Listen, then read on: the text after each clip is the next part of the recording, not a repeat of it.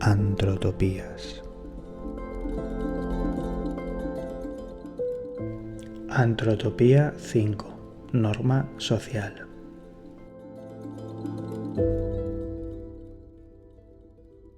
Hola, bienvenidos a esta quinta Antrotopía. Soy Rubén Ballesteros y hoy vamos a hablar sobre un tema fundamental para entender cómo funciona nuestra sociedad: las normas sociales.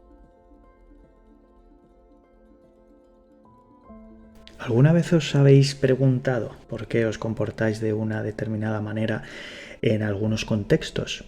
En muchos contextos, la norma social dicta el curso de nuestras acciones, guiándolas y moldeándolas para adaptarlas a esa situación concreta.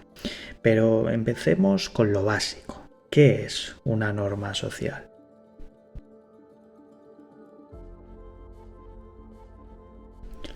Las normas sociales son reglas y expectativas que gobiernan el comportamiento dentro de un grupo. Estas normas pueden ser explícitas, como las leyes escritas, o implícitas, como las costumbres y tradiciones. Nos ayudan a coordinar nuestras acciones, a predecir el comportamiento de los demás y a mantener la cohesión social. Pero ahora me podríais decir, ¿y esto en qué se diferencia del concepto de cultura del que estuvimos hablando en la Antrotopía 3? Las normas sociales y la cultura están íntimamente relacionadas, pero no son exactamente lo mismo, aunque ambas influyen en el comportamiento de los individuos y en la dinámica social, se diferencian en su alcance y en cómo se manifiestan. Vamos a desglosar estos conceptos para entenderlos mejor y así ver sus diferencias.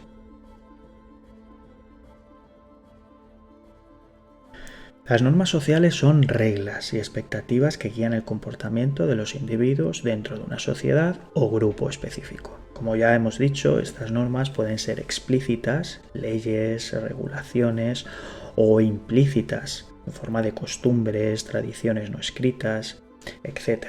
Y se desarrollan a través de la interacción social. Las normas sociales pueden cambiar con el tiempo y variar entre los diferentes grupos y culturas. Podríamos decir que las normas sociales son específicas, porque las normas sociales tienden a ser específicas y aplicarse a contextos particulares, por ejemplo, las normas de etiqueta en una cena formal. Pueden ser explícitas, como ya hemos dicho, o implícitas. Son dinámicas porque pueden cambiar con el tiempo y variar entre los diferentes grupos y culturas, y se basan en expectativas. Este punto lo desarrollaremos un poco más adelante, pero quedaros con la idea de que se basan en un juego de expectativas de las que forman parte los demás.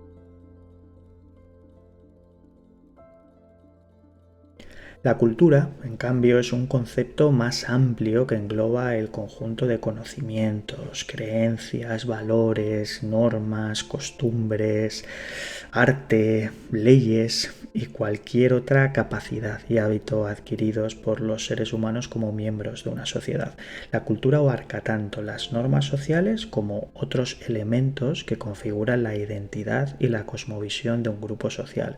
Es el marco general en el que las normas sociales operan. En general podríamos decir que la cultura es amplia y holística. La cultura incluye no solo normas sociales, sino también valores, creencias, lenguajes, rituales, tecnología, arte, etc. Es transgeneracional, porque se transmite de una generación a otra, lo que asegura la continuidad de las prácticas y los valores. Configura la identidad de los individuos y su visión del mundo, que aparte es interrelacional. Los elementos de la cultura están interrelacionados y forman un sistema complejo que influye en todos los aspectos de la vida de los individuos. Imagina una fiesta de cumpleaños en una comunidad. La norma social podría dictar que los individuos deben llevar un regalo para la persona que cumple años. Esta es una regla específica que guía el comportamiento en ese contexto particular. Sin embargo, la cultura abarca más las tradiciones sobre cómo se celebra un cumpleaños, los tipos de regalos que se consideran apropiados, las canciones que se cantan, los alimentos que se sirven, las creencias sobre la importancia de celebrar cumpleaños. Todas estas prácticas y creencias forman parte de la cultura de una comunidad. En resumen, mientras que las normas sociales son reglas específicas que guían el comportamiento en situaciones concretas, la cultura es un conjunto amplio y holístico de elementos que configuran la vida y la identidad de un grupo social. La cultura proporciona el contexto y el marco en el cual se desarrollan y operan las normas sociales.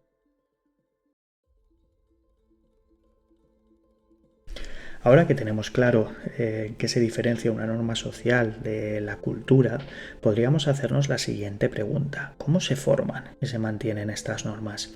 Aquí me gustaría usar la propuesta que hace Cristina Bicchieri sobre las normas sociales. Cristina Bicchieri es una destacada filósofa y teórica social conocida por su trabajo en la teoría de la decisión, la teoría de juegos o la filosofía de las ciencias sociales. Según Bicchieri, las normas sociales estarían a medio camino entre las normas legales y las normas morales. ¿Qué son estas normas y por qué nos afectan tanto? Las normas legales hacen referencia a las normas que cumplimos por miedo a la sanción de la sociedad. Seguramente te vienen a la mente muchos ejemplos de este tipo de normas. En cambio, las normas morales son las que cumplimos porque no cumplirlas podría decir que nos repugna. En este caso, la sanción no viene de los demás, sino que viene de nosotros mismos.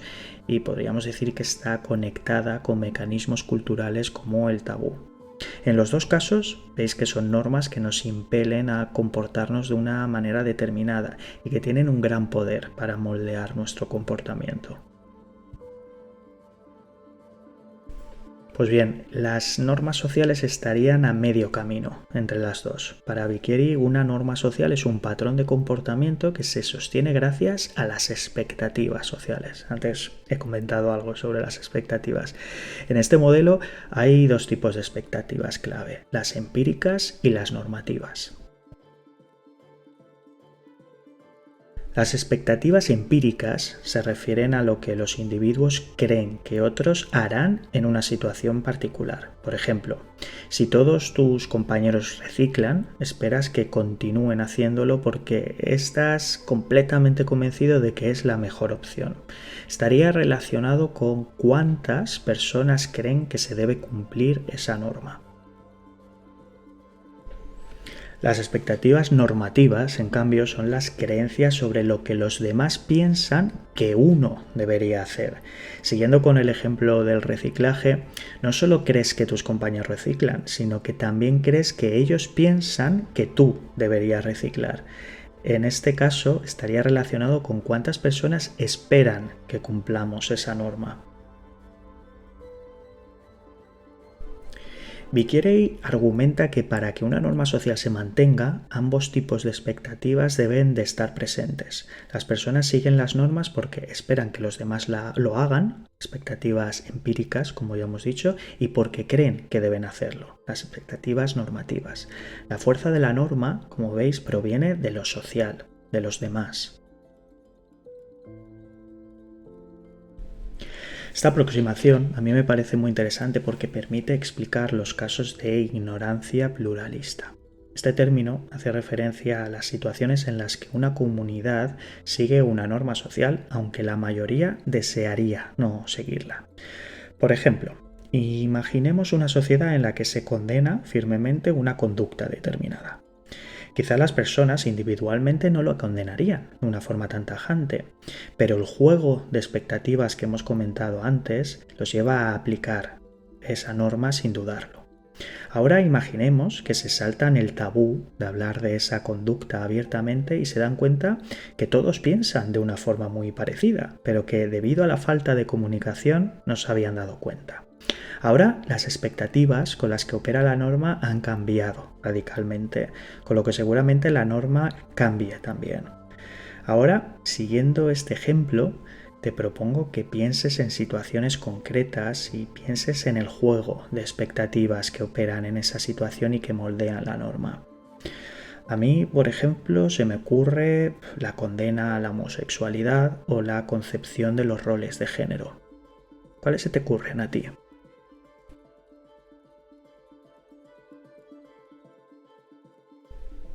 ¿Y por qué creo que es tan importante entender este concepto de ignorancia pluralista y cómo opera en las normas sociales?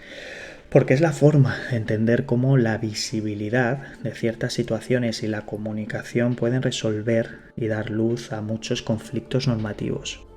Abriendo nuevos foros de comunicación y apostando por un entendimiento mutuo más profundo y empático, podríamos resolver muchas situaciones de ignorancia pluralista y así cambiar normas sociales que de otro modo permanecerían vigentes. Vemos cómo el cambio es posible, pero a través de la comunicación, la visibilización y la empatía. Te invito a que la próxima vez que veas a un colectivo, sea el que sea, reivindicando una determinada causa, dando visibilidad a una situación que les afecta, en lugar de juzgar o reaccionar emitiendo juicios de valor, te pares a pensar en estos conceptos, en cómo están operando ahí y quizá te ayude a entender mucho mejor esa reivindicación que estás viendo.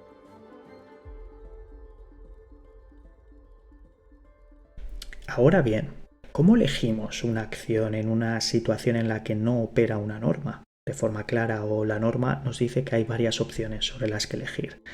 Aquí hablamos de consenso social.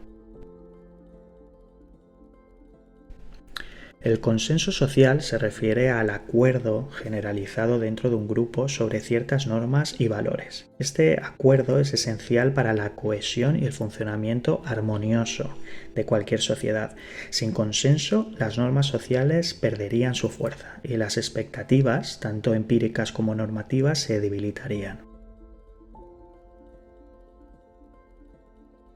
El consenso social no siempre significa que todos los individuos estén de acuerdo al 100% con una norma en particular, sino que hay suficiente acuerdo para que la norma se mantenga.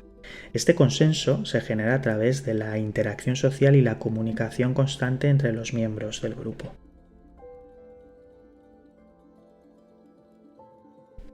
Ahora bien, ¿cómo se genera ese consenso? Aquí es donde entra en juego el concepto de focalidad. La focalidad se refiere a ciertos puntos de referencia o focos que ayudan a coordinar el comportamiento de los individuos. Estos puntos suelen ser eventos, símbolos, líderes de opinión o cualquier cosa que sirva como un ancla común para las expectativas de un grupo.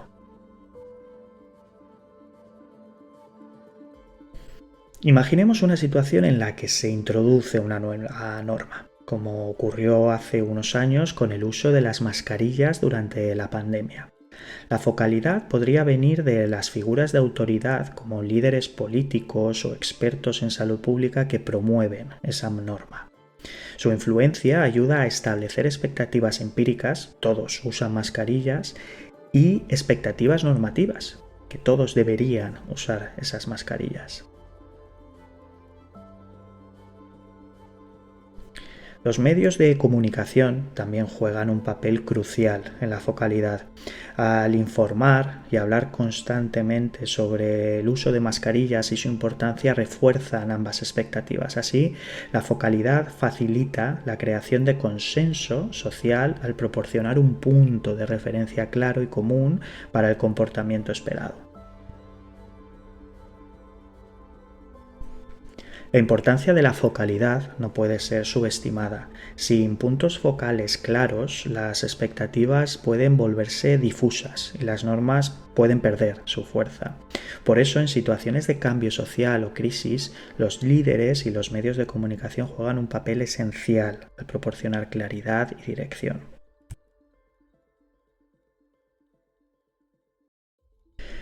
Pero tenemos que entender que la focalidad es una fuente de manipulación. Un ejemplo de las consecuencias de esta manipulación a través de la focalidad lo vimos en los resultados de las elecciones de Estados Unidos del 2016. Se ha demostrado claramente cómo se utilizaron los contenidos de las redes sociales para generar un estado mental que ayudó a la elección de Trump como presidente. Os invito a pensar en el papel de las redes sociales en este proceso de focalidad y cómo estamos expuestos a ello. Quizá entiendas mejor por qué te vistes de una determinada manera, por qué te estás haciendo un tatuaje, por qué te peinas de una forma, pero también por qué te sientes más afín a determinados mensajes, por qué opinas de una determinada manera sobre un tema. Quiero que reflexiones sobre ello porque la única forma de que la focalidad no acabe en manipulación es cultivar nuestra mirada crítica y reflexiva, para así darte cuenta de los juegos, si me permitís utilizar este término, que operan en lo que estamos viendo cada momento y desmontar así las estrategias de manipulación que pueden llevar implícitas.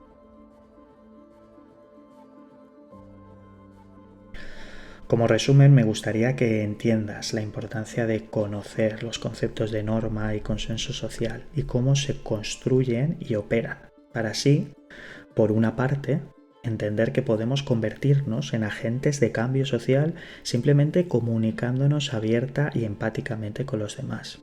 Y por otro lado, entender cómo la focalidad opera a nuestro alrededor y cómo podemos no caer en la manipulación que puede llevar implícita. Y hasta aquí el capítulo de hoy. Espero que os haya gustado esta antrotopía. En el próximo capítulo hablaremos sobre el lenguaje y su uso. Un tema que creo que está muy presente en la actualidad, que puede estar conectado con este capítulo. Hablaremos sobre cómo el lenguaje moldea nuestra visión del mundo y de la importancia de utilizar los términos de forma precisa para así no vaciarlos de contenido y significado. Gracias por estar ahí y nos escuchamos en el próximo episodio de Antrotopías.